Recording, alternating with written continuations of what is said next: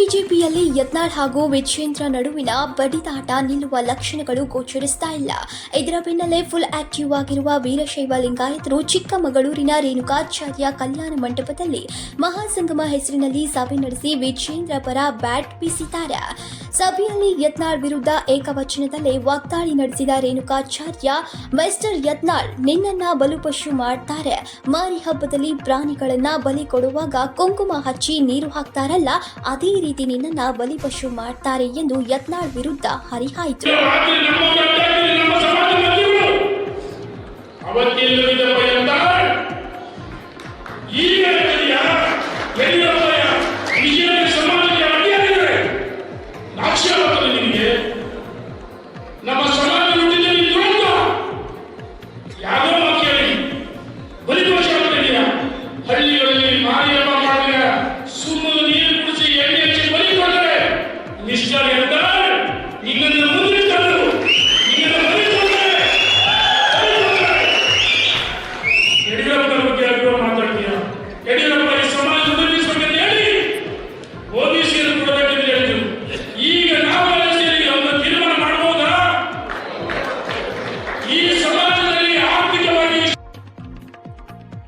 ನಂತರ ಮಾತನಾಡಿದ ಮಾಜಿ ಸಚಿವ ಬಿಸಿ ಪಾಟೀಲ್, ಯತ್ನಾಳ್ ರಾಜ್ಯಾಧ್ಯಕ್ಷ ವಿಜೇಂದ್ರ ವಿರುದ್ಧ ಎಷ್ಟೇ ಮಾತನಾಡಿದ್ರೂ ವಿಜೇಂದ್ರ ಅವರ ಹೇಳಿಕೆಗೆ ಪ್ರತಿ ಹೇಳಿಕೆ ಕೊಡುತ್ತಿಲ್ಲ.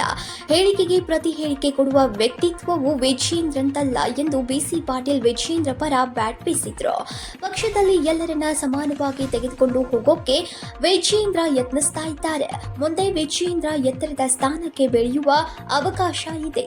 ನಾವೆಲ್ಲರೂ ಅವರ ಪರವಿದ್ದು ಬೆಂಬಲ ವ್ಯಕ್ತಪಡಿಸಿ ಮುಂದಿನ ಚುನಾವಣೆಯಲ್ಲಿ ಪಕ್ಷವನ್ನು ಅಧಿಕಾರಕ್ಕೆ ತರಬೇಕು ಎಂದರು.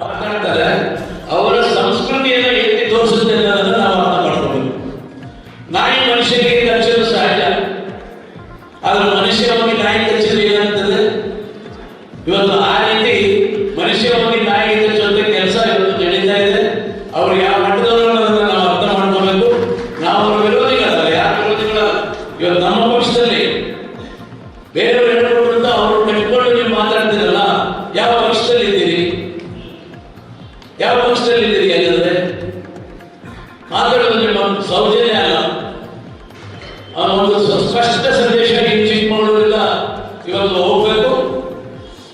ನಾವೆಲ್ಲ ಕೂಡ ಒಂದಾಗಿದ್ದೇವೆ, ನಾವೆಲ್ಲ ಒಗ್ಗಟ್ಟಾಗಿದ್ದೇವೆ. ಚಿಕ್ಕಮಗಳೂರಿಗೆ ಭೇಟಿ ನೀಡಿದ ವಿಧಾನ ಪರಿಷತ್ ವಿರೋಧ ಪಕ್ಷದ ಮುಖ್ಯ ಸಚೇತಕ ರವಿಕುಮಾರ್ ಅವರನ್ನ ಈ ಬಗ್ಗೆ ಪ್ರಶ್ನಿಸಿದ್ರೆ, ಈ ಬಗ್ಗೆ ನನಗೆ ಮಾಹಿತಿ ಇಲ್ಲ ಅಂದ್ರು. ಗೊತ್ತಿಲ್ಲ ಅದು ಯಾವ ಉದ್ದೇಶಕ್ಕೆ ಸಮಾವೇಶವನ್ನು ಮಾಡ್ತಾ ಇದ್ದಾರೆ ಅಂತ ಹೇಳಿ ಮಾಹಿತಿ ತೆಗೆದುಕೊಳ್ತಾರೆ.